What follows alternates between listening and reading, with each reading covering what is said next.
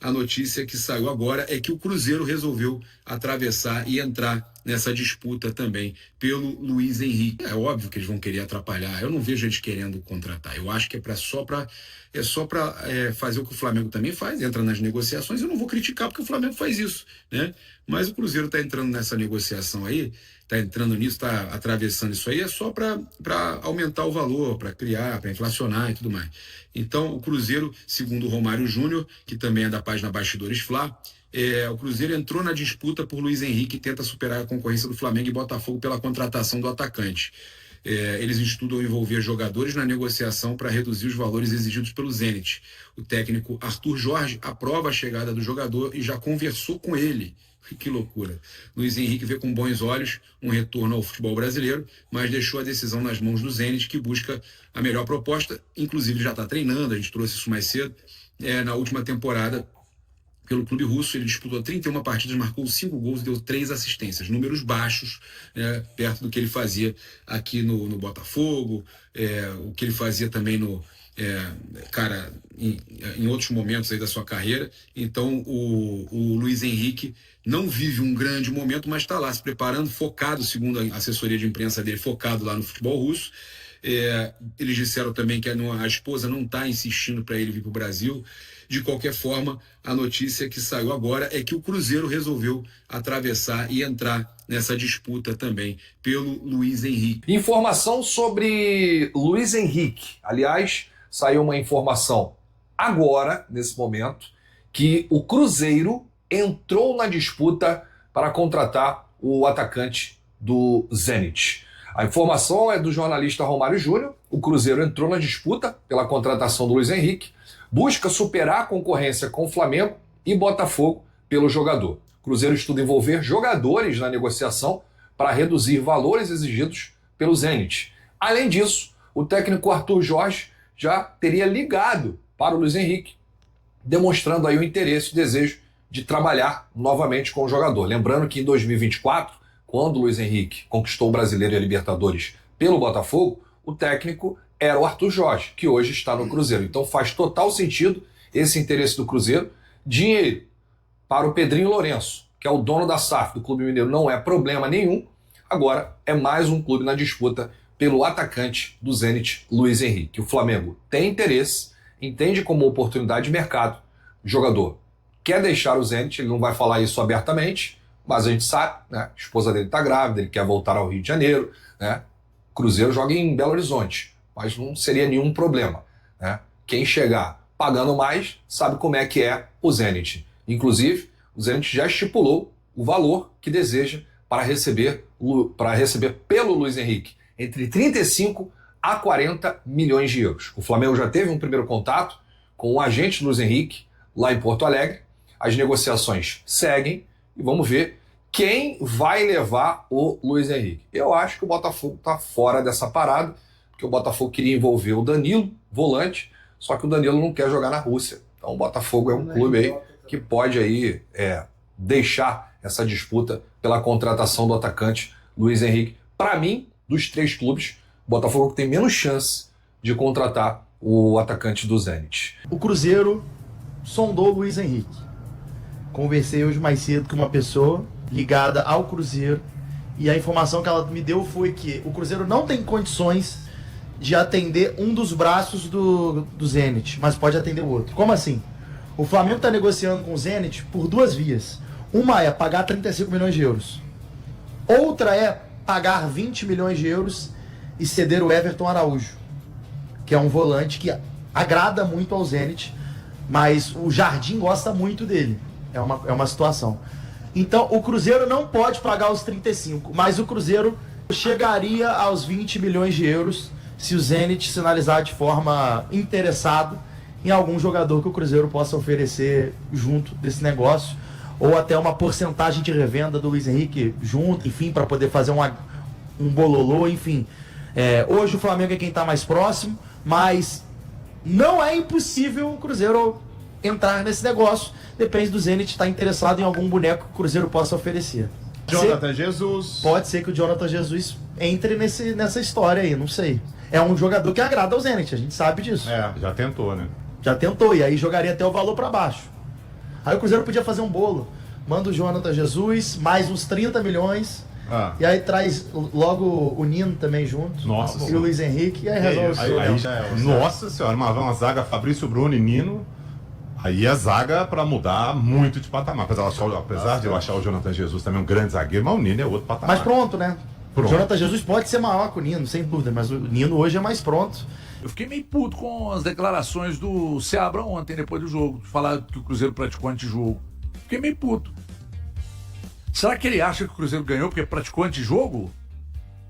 Ou que ele não teve mais oportunidades contra o Cruzeiro porque o Cruzeiro praticou antijogo? Você viu algum antijogo praticado ontem, Rui? Parece que ele aprendeu com outros treinadores aí mais, como é que chama? Mais antigos, né? De após a derrota, arranjar algum culpado, né? Arranja o culpado é o campo, o culpado é a bola, o culpado é o gramado mais alto. Pois é. Pelo contrário, o Cruzeiro ontem voltou a ser Cruzeiro, né? Principalmente pela volta dos dois jogadores. Acabei de falar com o professor Medina ali que, cara, eu adoro ver o Gerson e o Matheus Pereira jogando futebol, tá? Antigamente eu parava para poder assistir o time do Palmeiras ou o time do Flamengo, que para mim tem um dos melhores toques de bola do Campeonato Brasileiro. Mas você assistir hoje o Cruzeiro, principalmente com o Matheus Pereira e com o Gerson no meio de campo, nos faz remeter aos melhores tempos do futebol brasileiro. Aquele futebol mais clássico, futebol de toque de bola. E ontem eu sei que muitos, né, a turma nossa em geral, teve a passagem do Ceará aqui dentro do Cruzeiro. Mas eu me assustei um pouco no início do jogo. Eu sei que foi mais ou menos a tática de jogo do Ceará. A gente vê que o time é muito bem treinado. Tô muito feliz com a estreia do Felipe Moraes. Não foi porque foi legal. ele... Hã? Foi legal. Foi legal, né? Não é porque ele perdeu o gol. Na verdade, Valusão, durante a partida eu falei, nossa, errou a passada. A bola ficou um pouco para trás. Você pode ver que ele repica o pé direito para tentar ajeitar, que ele deveria ter feito o movimento com o esquerdo, mesmo errando. Mas ali é uma bola rápida, difícil. E o Arthur Jorge conseguindo mais uma vez apresentar para o mercado uma jovem promessa, 17 anos. A única preocupação do tio Rui aqui, ô Felipe, é que agora que você apareceu aí na Rede Globo, né, vestindo uma grande camisa, você não perca o foco, tá? Continue focado, porque o menino parece que tem um futuro muito bom. O Rui falou aí, a volta do Matheus Pereira e do Gerson, os dois são uma piada jogando bola, né? Eu vejo o Matheus Pereira, antes da bola chegar, o Matheus Pereira já tá sabendo o que ele vai fazer, é uma piada ver esse cara jogando bola. Então o time foi muito bem, né? Achei que em alguns momentos ele tomou um susto, que é normal no futebol, tem horas que um time tá mais em cima, tem horas que o outro tá mais em cima. Então achei que o Cruzeiro fez uma grande partida e acho que agora o Cruzeiro consegue embalar com essa turma aí e apresentou mais um grande jogador, né? Felipe Moraes aí vai ajudar bastante ali na beirada, né? Porque o Cruzeiro tá com muitos desfalques naquela posição, né? Uma posição que eu sempre digo aqui no programa, posição carente dentro do futebol, que precisa de descobrir mais talentos. Eu acho que o Cruzeiro tá conseguindo descobrir mais um aí. Olha aqui, você falou uma coisa do Matheus Pereira, é a diferença dele pra era do Jardim para agora com o Arthur Jorge. O Matheus Pereira, naquela época, a gente chegou até a comentar aqui dentro do programa, era um jogador que buscava a bola muito no pé dos volantes. E a gente chegou a pontuar isso. Eu acho que o Arthur Jorge tem visto, sabe, os nossos programas aqui, porque eu acho que ele chegou no Matheus Pereira e falou, olha, aqui fica legal o seu jogo, sua qualidade técnica é muito bacana, mas aqui você não vai ser decisivo. Um camisa 10 hoje tem que ser decisivo. Um camisa 10 hoje tem que fazer gols. E ele mudou totalmente no ano de 2026. E você pode ver que as movimentações dele, tanto na Copa Libertadores como dentro do Campeonato Brasileiro, são as mesmas. São as mesmas, de pisar na área e atacar. Então, e até fazendo gol de cabeça, né, Rui? Mas tem, para além da visão do Arthur Jorge... Tem o Gerson também. Isso, ajuda, Rui. Né? Eu falei que o Gerson é o Matheus Pereira do meio do campo para trás. Muito bom, muito pro Matheus Pereira. Tem um complemento, né? Ele é o Matheus Pereira do meio campo para trás e ele percorre do meio da intermediária até a metade da intermediária. Perfeito. E ali... no meio da intermediária do adversário, ele já se encontra com o Matheus Pereira. E quando ele pisa ali, o Matheus Pereira vai mais adiante. Mas não vai mais adiante de qualquer forma. O Medina até me mandou um vídeo ontem a capacidade. Gente, eu não tô comparando o jogador, tá? Mas hoje, o nível que o Pereira tá jogando, a capacidade de leitura dele, naquele espaço entre linhas ali, porque você não adianta você sair correndo feito boi Não. Feito cavalo que escuta um estompido de um revólver e sai. Tem que pressentir. Isso, É o você feeling, tem isso. que ver o movimento, como é que tá a linha da bola. Ele como acelera, desacelera, Isso, entendeu? isso. Ele tem toda essa... Ele vira a linha de passe pra trás, ele passa à frente ali da linha da bola. Tem toda essa leitura, né? Isso é uma leitura dos grandes jogadores. A gente viu o Messi fazer muito isso na Copa. E pelo amor de Deus, eu não tô comparando o Matheus Pereira em nada. Eu tô Até fazendo. porque o Matheus Pereira é melhor. Eu tô fazendo um paralelo dessas leituras, né, necessárias para um cara que é um camisa 10, que hoje joga de uma forma no Brasil. Aí alguém pode contestar se é o sistema do Arthur Jorge, se é o próprio jogador. Eu falo, mais uma vez, e quando eu digo da situação do Gerson, o Gerson faz com que o Matheus Pereira não tenha que circular tanto lá atrás. Isso. Ele circula, ele vem um pouco mais atrás, mas não tanto, porque ele tem o Gerson. O Romero, ele tá ocupando uma outra parte do campo. É para fazer uma coisa até que os professores gostam muito de fazer. Você divide ali o campo, o meio do campo em 3 faixas. O Romero, ele ocupa a menor faixa, que digamos esteja ali talvez até mais próxima da linha defensiva.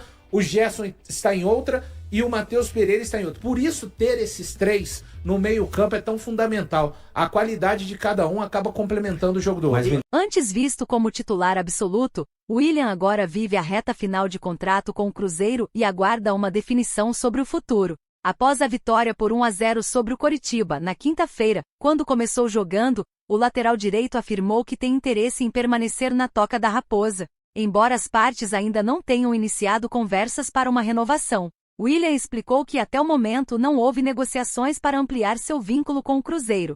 Segundo o jogador, o foco está totalmente no trabalho diário, mantendo a concentração e ajudando o grupo dentro e fora de campo. O lateral ressaltou que a experiência adquirida ao longo da carreira também tem sido importante para orientar os companheiros, especialmente nos momentos em que não é utilizado. Ele ainda destacou que entende quando o desempenho não é o ideal e que nessas situações é preciso refletir, corrigir os erros e seguir em frente. Disputando posição com Fagner e Cauã Moraes, o camisa 12 deixou claro que deseja continuar defendendo o Cruzeiro, clube onde atua desde 2023. O contrato do defensor vai até dezembro de 2026, o que significa que ele já está apto a assinar um pré-contrato com outra equipe e deixar a Raposa sem custos ao término da temporada. William também afirmou que voltar a atuar é importante para mostrar ao torcedor que está confiante e preparado. Ele acredita que o segundo semestre será decisivo para sua trajetória no clube e garantiu estar tranquilo em relação à situação contratual. O jogador ressaltou que tanto Pedro Lourenço quanto Pedro Júnior sabem do carinho que sente pelo Cruzeiro e reforçou que se sente em casa em Belo Horizonte, demonstrando confiança de que as conversas acontecerão no momento oportuno. Aos 31 anos, o lateral, que recentemente passou a ser alvo de críticas por parte da torcida, soma 19 partidas disputadas na temporada de 2026. Além dele, outros atletas que também se aproximam do fim de seus contratos com o Cruzeiro são o lateral Fagner e o zagueiro Lucas Vilauba. E aí, galera, o que acharam? Deixem suas opiniões nos comentários. Não se esqueçam de deixar o like, se inscrever no canal e ativar o sininho para receber as notificações. Até mais, Nação Celeste! Vamos pra frente!